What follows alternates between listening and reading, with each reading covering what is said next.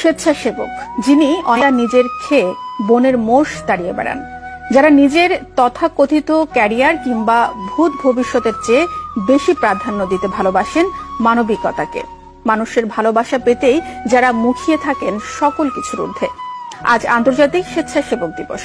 স্বেচ্ছাসেবকরা চেতনা ছড়িয়ে দিতে পালিত হচ্ছে দিনটি।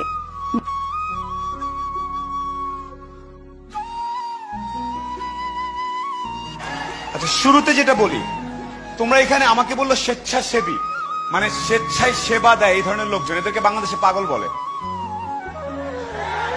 যে এরা নাকি, এদেরকে প্রথমে বলে পাগল, তারপরে আশেপাশের বন্ধু বান্ধব বলে তোর মাথায় বুদ্ধি নাই, শুধু শুধু সময় দিচ্ছিস, এলাকায় গাছ লাগায় তোর কি হবে? এলাকায় গাছ লাগাইলে অক্সিজেন বাড়বে, আমার নাতনির স্বাস্থ্য ভালো থাকবে 10 বছর পরে। সেই জিনিসটা কারো মাথায় থাকে না, সবাই ইমিডিয়েট চিন্তা করে। তো তোমরা এখানে যারা বসে আছো ভাই, অ্যাবসলিউট স্যালুট। যেরকম পাগল ছাগল, এরকম পাগল কিছু দরকার আছে। অনেকেই চিন্তা করবে শুক্রবার 3টায় সারাদিন যে আমি কি পাবো, আমি সব সময় পাইতে চাই না। এত পাওয়া পাওয়া করতে করতে কিন্তু সমস্যাটা তৈরি হয়।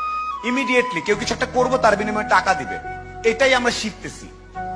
স্বেচ্ছাসেবা এই জিনিসটা হারায় যাচ্ছে। সোজা